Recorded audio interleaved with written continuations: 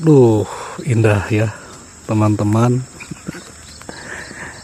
Ini yang manuk tuh manuk piit ya. Seperti disebut bondol ya. Bondol itu anaknya. Kalau manuk piitnya ya manuk piit. Kenapa disebut manuk piit ya, di sadana pit pit pit pit cina gitu ya. Sudah panen ya teman-teman tuh tinggali. Dan ini memang cukup adem ya di sini. Tapi kalau siang panas, sebab pepohonannya itu sedikit ya. Kecuali kalau dulu ya, ketika saya kecil ke sini menggatlang layangan ya, itu ya masih di sebelah sana saja nih, tadi di Solokan itu tuh, itu banyak pohon-pohon yang tinggi ya, dimimiti pohon randu, kemudian pohon-pohon nangka ya. Sok ngahajanya ngalah nangka nuua duka uasaha. Nah jadi ini sawah ya, tidak untuk dijual tapi untuk ditanami. Dasar nu ngajualna kecuali pemiliknya, begitu Pak Ade ya. Saya tadi sudah membahas atau menyinggung tentang sangkaan atau tudingan bahwa kita teh bangsa atau manusia yang lemah. Nenek moyang kita Sunda itu lemah katanya. Saya tidak akan membahas itu lagi lah. Saya akan membahas itu tuh saung ya, saung. Ada yang mengatakan saung teh saunggek cenah. Nah tapi ini bagus nih di sini ya, di sawah ini salah satu atau dua petak sawah masih ada yang di nagalengannya, di nagalengananya, di pematangnya ditanami oleh pohon hanjuang. Pohon hanjuang itu bagus ya, bagus atau tepat ditanami di nagalengan.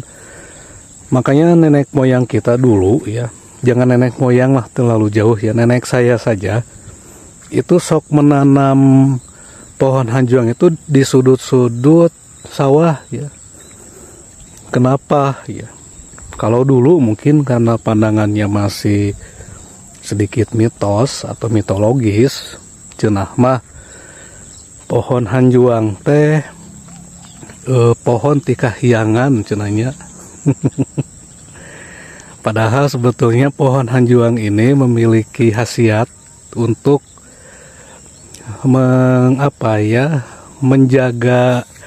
menjaga sawah tina hama nya, tina hama. Patut diteliti oleh ahli-ahli biologi ya, kenapa pohon hanjuang itu bisa menangkal hama ya. Tinggal itu. Ini banyak manuknya, sebab memang sudah banyak lahan yang dipanen ya. Jadi akan fokus ke sini tasi manuk teh. Itu pohon hanjuangnya itu mesti diteliti kenapa bisa menangkal hama. Makanya ini sawahnya bagus tuh. Sawah yang ditanami oleh pohon hanjuang di sudut-sudut dan di sepanjang galengannya itu bagus ya. Sebab pohon hanjuang teh memiliki khasiat menakut-nakuti hama ya. Mungkin ada penjelasan yang lebih ilmiahnya lah nanti ya. Mesti diteliti ya. Mesti diteliti ini oleh ahli biologi ya, kenapa pohon hanjuang bisa menangkal hama ya. Makanya ini bagus tuh. Si padi itu tumbuhnya kelihatan kan menunduk. Makanya ada pepatah atau ada istilah kudu siga padi cenanya semakin memiliki ilmu semakin menunduk. Jadi lempangnya tungkul weh. Bukan begitu ya maksudnya, maksud menunduk teh tidak angkuh ya, tidak sombong. Jangan mentang-mentang kita itu punya pengetahuan tulis segala angkuhnya angkuh asa pangbisana.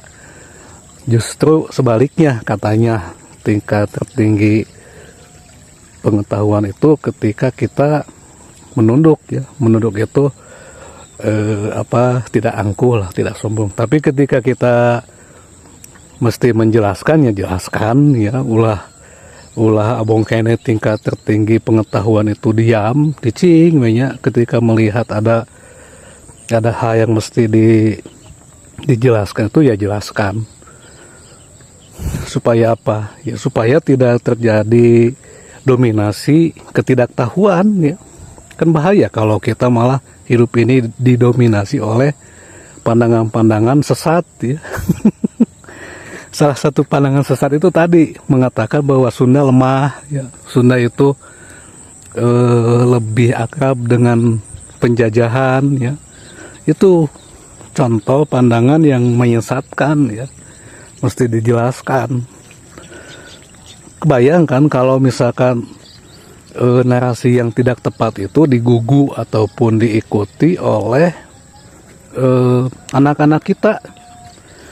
Anak-anak kita kemudian apalagi mengiyahkannya, itu bahaya itu. Begitu ya, jadi menerapkan konsep ilmu padi bagi Anda yang memiliki pengetahuan itu mesti tepat juga ya. Jangan ketika kita mendapatkan ada narasi yang tidak tepat, apalagi melecehkan itu ya, kita teh diem weh. Komo lamun ningali karena kebiasaan di Sunda ya, diam itu iya kan.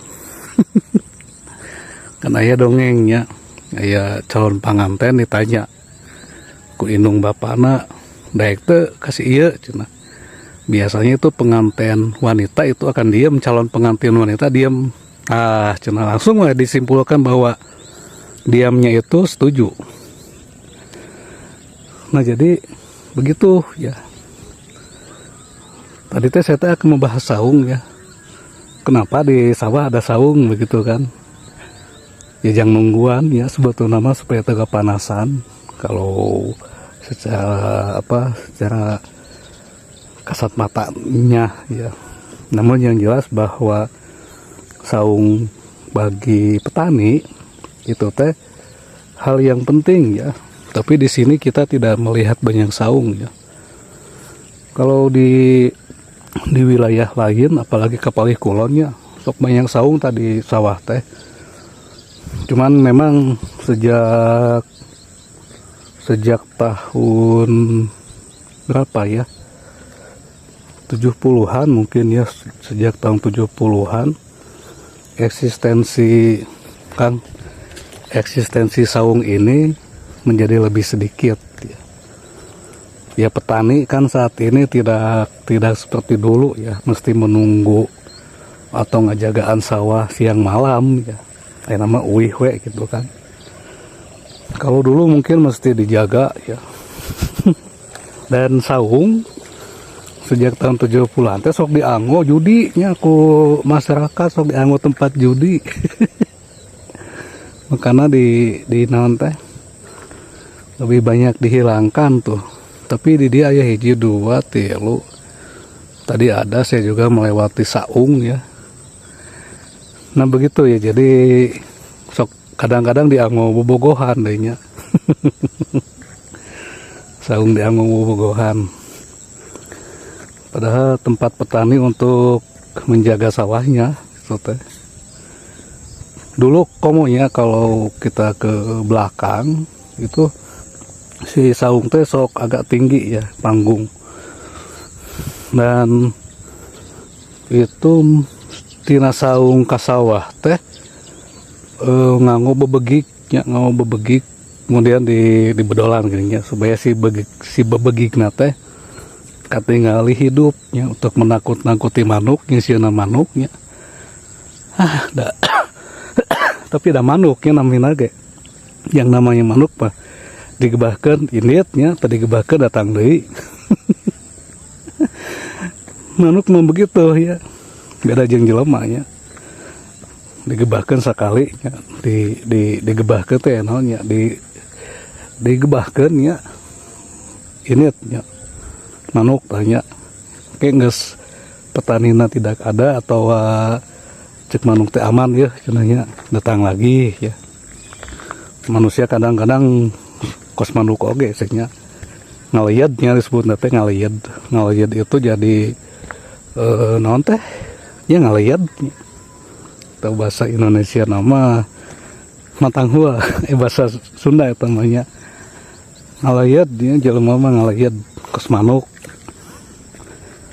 Nah teman-teman ya, mungkin tanya di saung tuh konsep saung ini nanti kalau kita misal teh menjadikan sawah ini sebagai tempat yang bisa menghasilkan pendapatan selain tina hasil menjual padi ya, kan saat ini sudah dikembangkan nih sejak 2 dekade ini konsep sawah wisata ya,